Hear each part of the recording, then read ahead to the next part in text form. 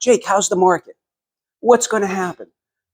People are worried. People are extremely terrified. And the reason being, the underlying reason of why they're terrified is because they're afraid of their home values to go down.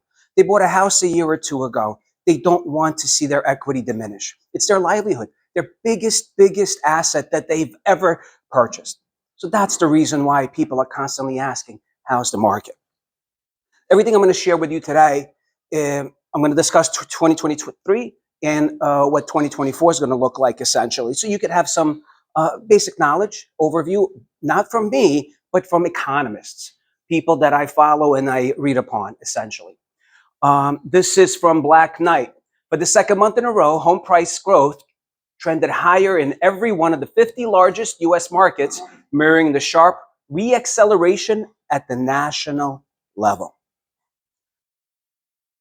We're going to take a look at what cyclically happens in the real estate market. Cyclically, in the beginning of the year, in January, buyers start to wake up. Oh, I want to buy a house. And then in February, more buyers come to market. So what happens with more buyers?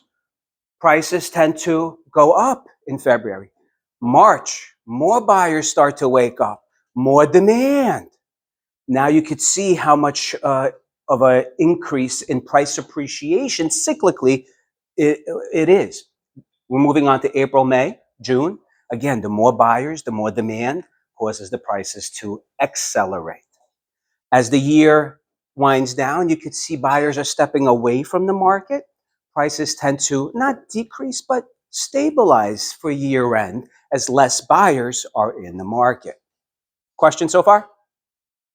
This is typical. This is the 49-year average of what every year looks like, besides COVID. This is what 2023 compared to every single year looked like. So you have an idea whether it was normal or not. Beginning of the year started off almost normal, but not quite. February was similar. Out of nowhere, this past year in March, so much more demand. Out of nowhere, even though the rates were really high. April, same thing. May, come June, we've actually started to see cyclicality again. Again, mimicking the 49-year average. This is what a person in 2021 was able to afford. Let's say their monthly payment was scheduled to be $1,000.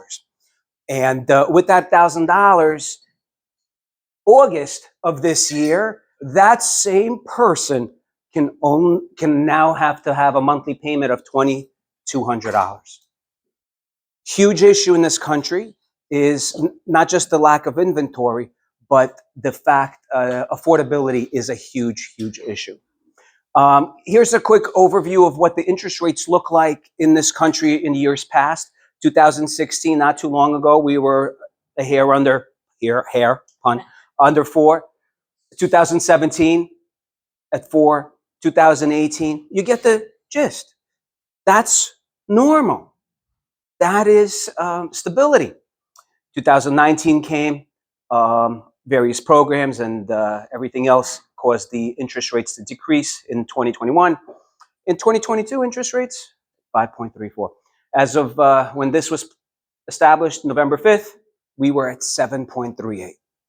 Went up as high as 8 a few weeks ago.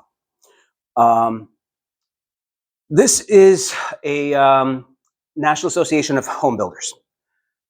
Their projections going forward in 2024 and beyond, they're showing that they did a study, a survey of home buyer sentiment.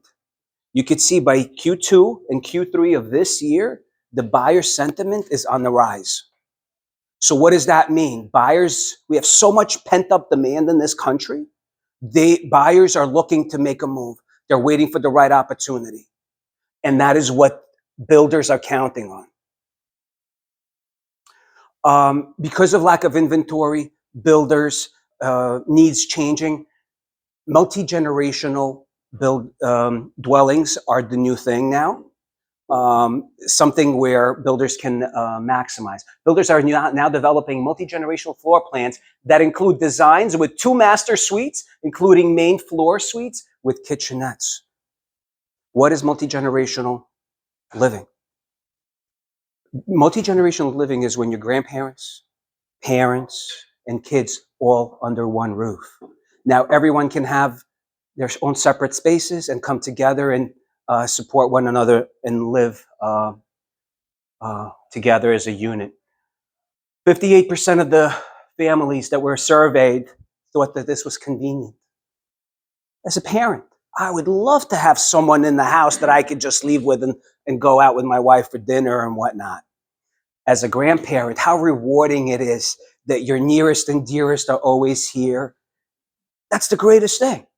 If you're one of those 23%ers that you think that's stressful, don't move in with anybody. In a significant policy change, Fannie Mae has announced that it will accept 5% down payments for owner-occupied 2, 3, and 4-unit homes. This marks a departure from the previous multifamily financing requirement of 15 to 25%.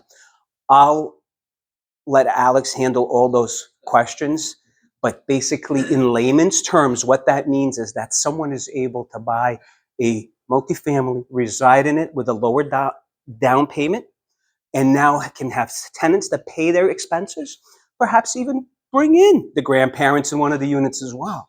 There's options, opportunities. You just have to be able to be open to those if you are. Let's discuss net worth.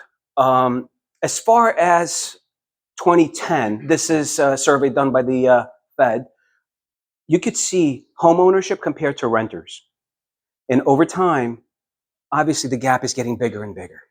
As far as COVID-19 to 20, that gap significantly widened. You can't predict that this gap is going to continue to widen at that particular pace, but we all know when you're paying down your equity, your asset continues to grow. So you could still see how, as a renter, you're being essentially left behind. So it's something really to seriously consider.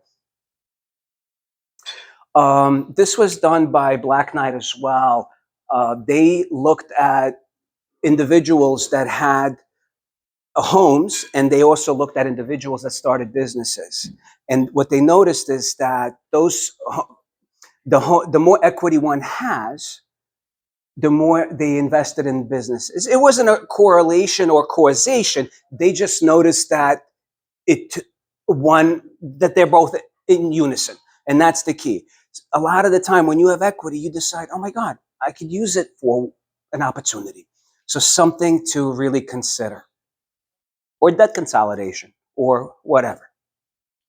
A lot of people are telling me inventories, prices are going to fall. Prices are going to fall. Let's take a quick look at foreclosures and short sales.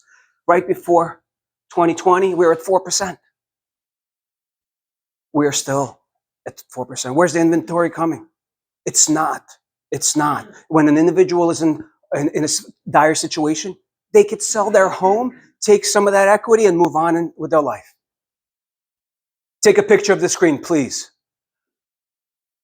So, I make other people's lives a lot easier.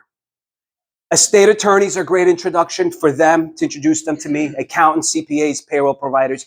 These individuals need information yesterday so they could give the best advice to their clients. That is what I offer. I offer quick turnaround for these individuals. Great referral for me would be, my home is too small, too large. My health is changing for the worst. We are tired of renting. My rent keeps going up. I have little saved and I don't know what to do, how to get ahead in life.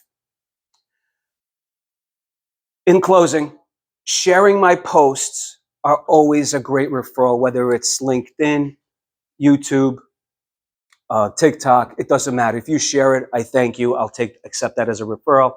And if I've ever benefited you in any way, whether it's an introduction to someone, or I'd appreciate some feedback either on BNI testimonials or a review of Google or anything else. Thank you for your time.